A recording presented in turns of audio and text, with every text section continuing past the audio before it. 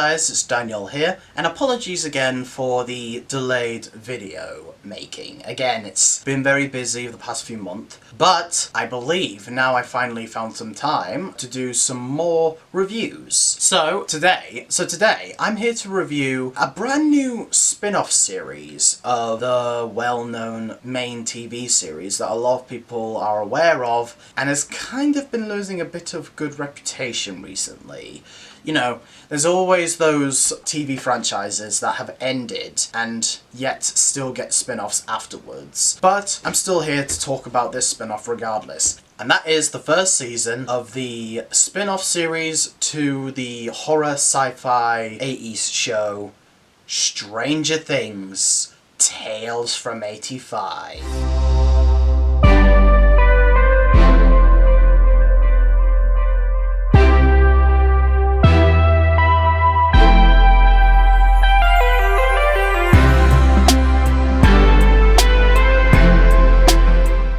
So the first season of Stranger Things Tales from 85 takes place between Season 2 and Season 3 of the main Stranger Things series, and it follows Eleven and the rest of her friends as they're getting ready for a nice time during the winter.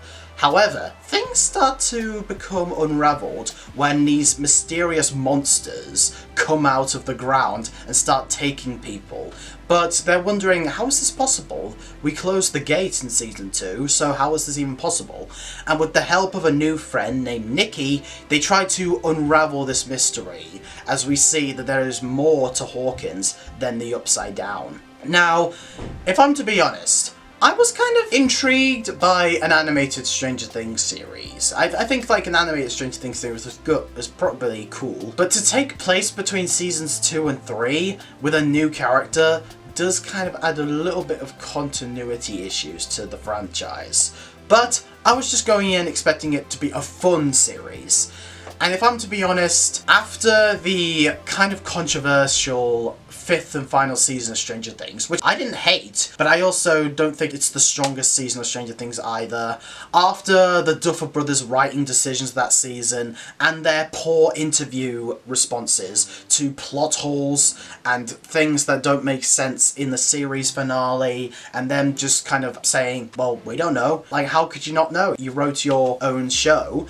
After the many theories that the Duffer Brothers have kind of either lost their touch at writing or were never that good at writing to begin with, and one of the Duffer Brothers' wives was really responsible for the first 4 seasons and they just kicked her off after the divorce, and after the angry, like, first major loss of respect I have for the Duffer Brothers as writers, which was Eleven's conclusion. After all the build-up to her happy ending, which just felt like, this doesn't feel like the ending that was part of like what her story has been throughout the whole show, so are you telling me we just wasted our time with that?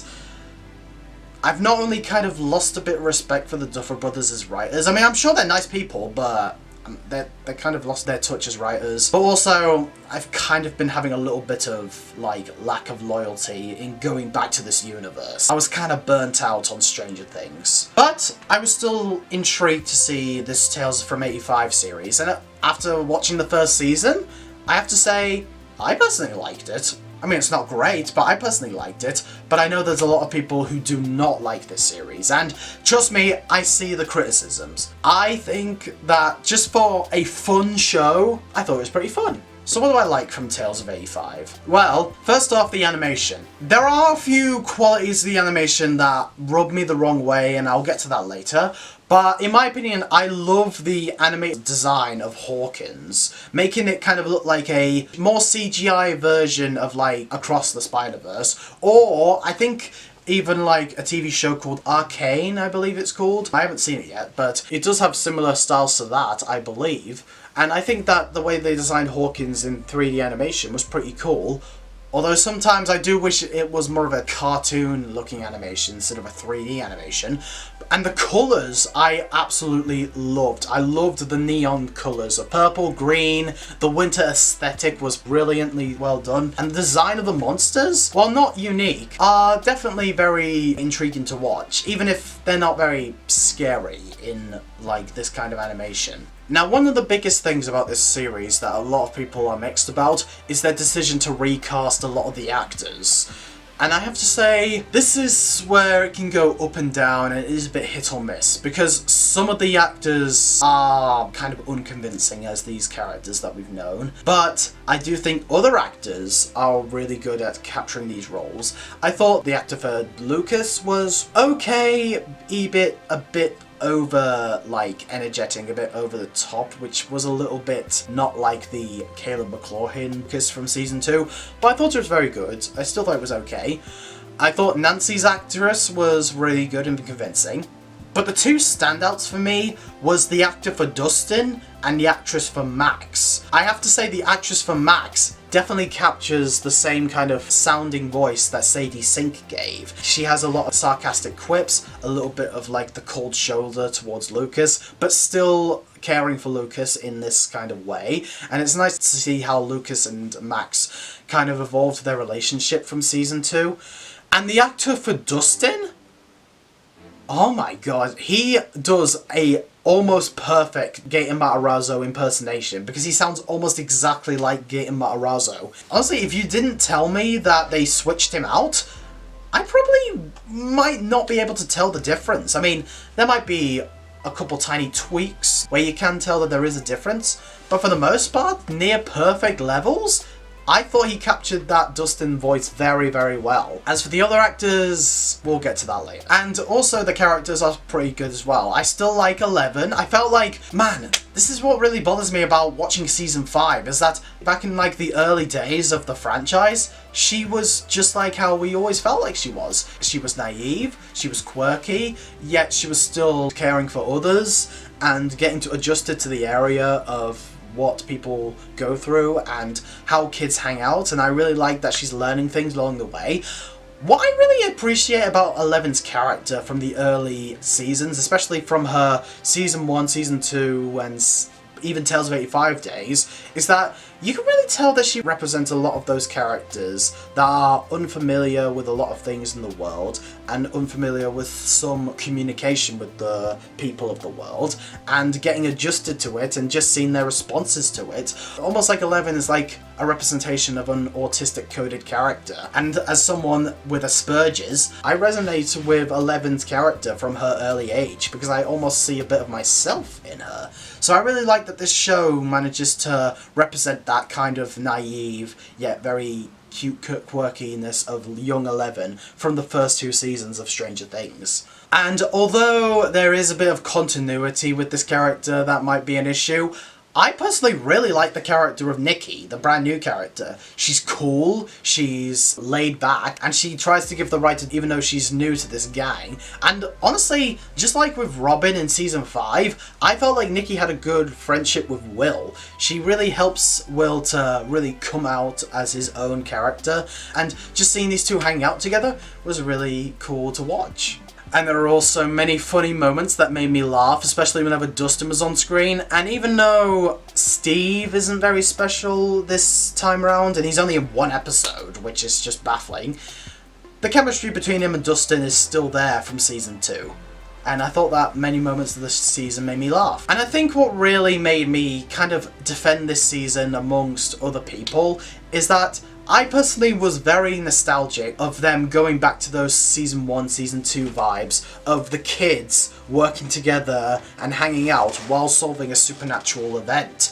As I mentioned in my reviews for like the first 2 seasons of Stranger Things, I really like that kind of storytelling from Stranger Things, from It, from Super 8. I really like those kinds of stories because it makes you feel like you're in the shoes of the children and feel that kind of nostalgicness and childlike energy, even though it's in a kind of scary kind of environment.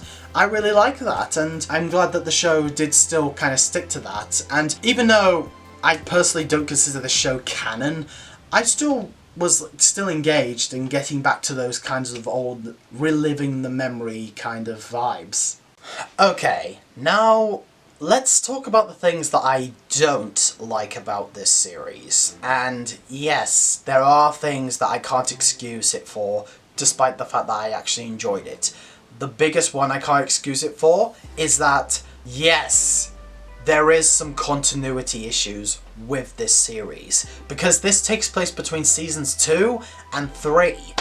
And with the amount of like increased conflict that this series has, how does this not affect the characters in season 3? And also the addition of Nikki. I love Nikki. I think Nikki's a great character. But where was she in seasons 3 and 4 and 5? And this 85 series is due for a season 2, so the show will need to explain Nikki's absence in the last episode, or it'll just create like complete loopholes and plot holes in the franchise. And also, yes, it is kind of ridiculous that the big reveal as to how these monsters happened is very stupid. I mean, whoever the character is that is responsible for these monsters being here to begin with, they made a very stupid decision, because why would they do that? Why would they do research and put people's lives in danger just for this experiment? Now again, I personally don't see this show as canon because of what is being presented in the story. And I know a lot of people, maybe even people who even like the show, don't consider it canon. But I don't know if the writers are trying to say that it is, but I don't believe it is. But if we don't consider it canon, even though they want us to think it is, that's not a good thing, because this just creates some major plot holes between seasons 2 and 3. But do you want to know one of the major problems that I found very, very stupid in this series? Because things in this series aren't canon, and because the aftermath of what happened in Tales of 85 series don't happen in season 3, this spin-off series results in some very stupid and contrived storytelling. One of the major ones, and it might be the biggest, stupidest thing that they do in this series, is that the adults in the main group that show up in season 3 have no idea of what happened in this series. And I do not mention anything of what happened in this series because the children refuse to tell any of the adults about what's going on. Why? Like, I mean, Mike tries to explain why, because he thinks that because he took Eleven out on a dangerous quest, Hopper won't let him see her anymore. But A, the conflict between Hopper and Mike doesn't really add up after the end of season 2. And B, I think Hopper would be more concerned about the daughter's safety in front of the monsters than what you got her into. And also, none of the adult characters that have been a part of like the main group facing against the Upside Down, none of them are in the dark about what's going on either, because the kids refuse to tell them. And in my opinion, you're just putting yourselves more in danger. And of course, we know that you're going to survive if this is canon, which we don't believe it is, but we know you're going to survive because you're not going to like kill off your characters in what I guess this show is supposed to be more geared towards a young audience watching it.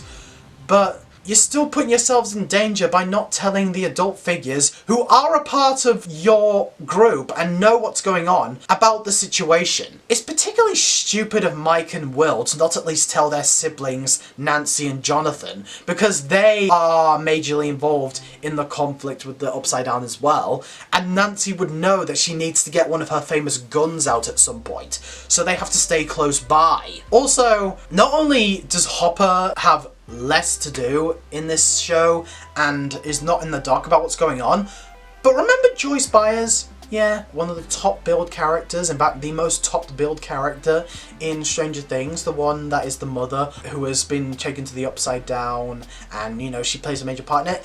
She's just not in this show. Joyce is not even in this show. I mean, maybe they couldn't find a cast member to replace Winona Ryder, and obviously probably Winona Ryder did not want to come back to the role, and that's perfectly fine, but you could have at least tried to find a new actress to involve Joyce in the story, because she, more than anyone, deserves to know what's going on and get her to help. But she's just not in the show at all, and none of the adult members get to be a part of what's going on, just so you could have the kids facing off these monsters on their own.